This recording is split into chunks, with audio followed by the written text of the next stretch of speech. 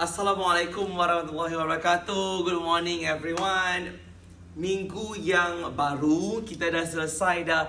Saya rasa dah 3 minggu dah kita selesai untuk online class bagi Maths 1. Minggu ini minggu yang keempat. Minggu keempat kita akan continue balik apa yang dah kita belajar 2 minggu yang lepas.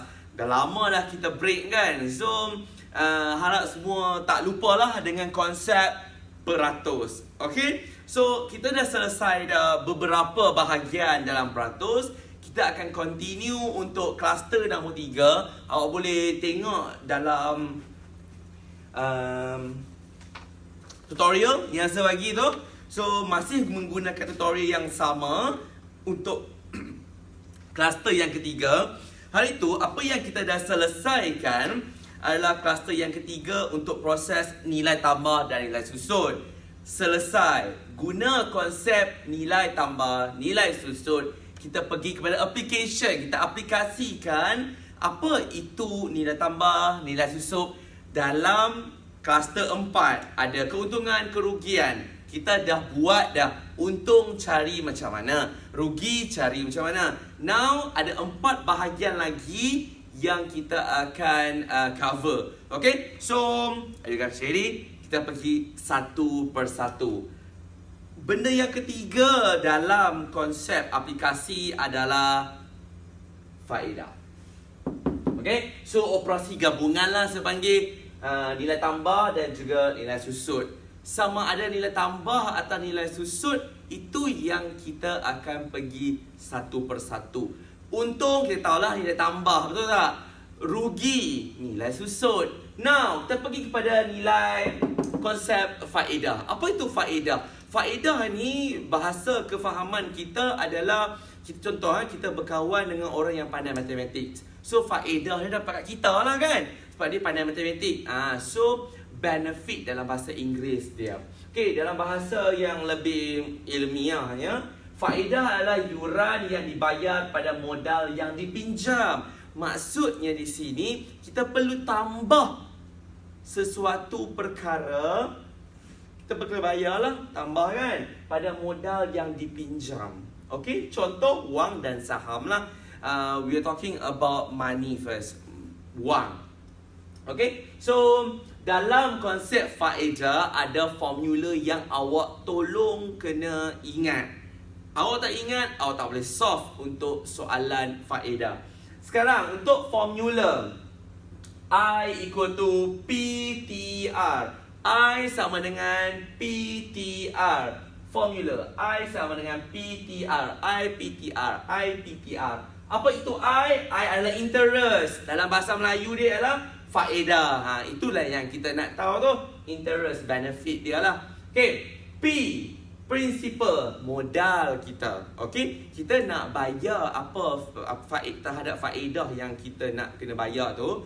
Kita perlu ada satu modal. Okay. Berdasarkan modal lah rate kita akan pergi. Okay. So moving on. T adalah time, masa yang kita perlu bayar. Okay. So R, rate, itu kadar. Apa itu IPTR? Kita akan pergi satu persatu. Okay. So saya akan discuss satu soalan. Tolong refer your tutorial question number 7. Okay. Mrs. Kumuta menyimpan RM4,000 dalam sebuah bank selama 1 tahun. So, apa yang awak nampak adalah RM4,000 dan juga 1 tahun. So, berdasarkan informasi yang dia bagi tu, awak dah boleh kenal pasti dah IPTR awak. Okay, so there are 4 things yang awak perlu tahu. Okay, yang pertama dia bagi menyimpan RM4,000. Itu adalah modal. Okay, so Mr. Kumuta dia bagi modal sebanyak RM4,000. So dia simpan dalam bank selama 1 tahun.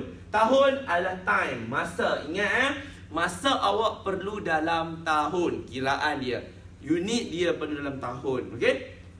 Jika kadar faedah yang diberi oleh pihak bank ialah 4% setahun, rate kadar adalah 4% setahun, berapakah faedah yang diperoleh? So I yang awak perlu cari. Okay, based on soalan yang ketujuh ni, P awak adalah modal, principal, awal-awal bayar.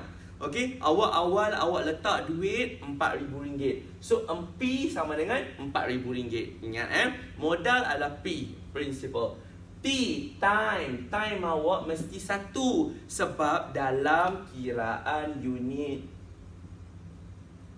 tahun. Okey, sorry, kecil sikit soalan. Tulisan. Okay, so T dah dapat dah. R. R adalah kadar faedah yang dikenakan oleh bank terhadap Mrs. Komuter. So, 4%. 4% awak cantikkan dalam bentuk perpuluhan. Dah belajar dah proses pertukaran antara peratus dan juga perpuluhan. So, 4% per 100% dapatlah 0.04. Awak dah dapat dah P, dapat dah T, dah dapat dah R. Based on the question. Dia bagi free. Sekarang masuk dalam formula. I sama dengan PTR. Okay? So, P 4,000. T 1. R 0.04. Awak dapatlah RM160. Ini adalah kadar faedah yang dikenakan oleh bank terhadap Mrs. Komuter. So, 160 ni adalah faedah yang dia perlu bayar lah. Okay? Okay. So, selesai konsep faedah. Faedah datang dalam berbagai-bagai question. So, awak tolong faham dan faham betul-betul berkaitan dengan faedah ni. Faedah dia mesti ada modal yang kita kena masukkan. Okay? So, IPTR, awak kena bezakan betul-betul. Interest ialah kadar faedah yang awak perlu bayar terhadap modal yang awak letak dalam satu bank. Contohlah kan. Itu perkara yang mudah. Okay? Selesai faedah. Moving on to dividend. Okay? The fourth part. Tadi faedah adalah perkara ketiga. Perkara keempat adalah dividen. Okay? Dividen. Apa maksud dividen? Semua orang cakap, okay, apa ni kerja nanti EPF ada dividen, ada dividen. Dividen tu yang akan rolling duit kita bagi banyak. Okay, dividen. Sebahagian untung yang dibayar oleh sebuah syarikat kepada pelabur. Contoh, awak bekerja, awak ada EPF kan? So, bila bercakap pasal EPF tu adalah awak punya syarikat lah. Okay, pelabur ni kita.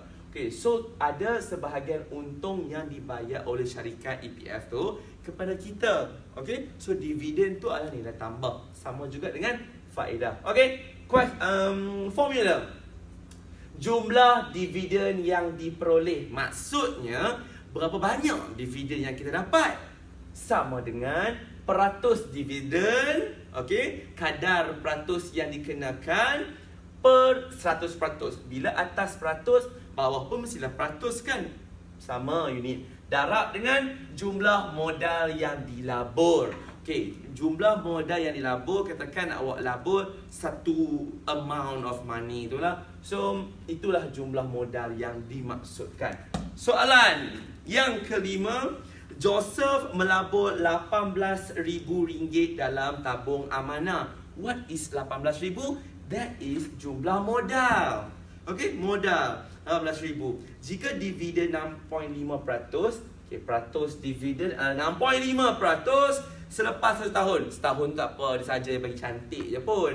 Cari dividen yang diterimanya. Apa maksudnya itu? Dia dah bagi dah jumlah modal. Dia dah bagi dah peratus dividen. Dia nak kita tahu berdasarkan modal 18,000 kita letak tu, okay, peratus dividen 6.5%, berapa duit yang kita dapat? Nilai tambah dalam duit kita. Okay, masuk dalam formula. Jumlah dividen diperoleh 6.5% per 1%. Macam ni ya. Peratus dividen 6.5% per 1%. Darab jumlah modal yang dilabur. Jumlah modal yang dilabur adalah 18,000. Tekan calculator. What do you get is RM1,170. Ini adalah nilai tambah, which is nilai dividen kepada modal awal awak, which is 18,000 tu. So, total dalam account awak dah ada 18,000 dah. Tambah dividen lagi 1,170. Awak dapat berapa? Tambahlah 18,000 tambah dengan 1,170. Awak dapatlah 19,170 dalam account awak. untuk baru 1 tahun. Dan tahun kedua, tahun ketiga dia akan bertambah-tambah. Itulah dividen, penambahan. Okey, baik. Bayaran imbuhan kepada pelabur dalam syarikat itu. Okey, selesai 2 bahagian yang pertama. Kita akan continue lepas ini lagi. Stay tuned.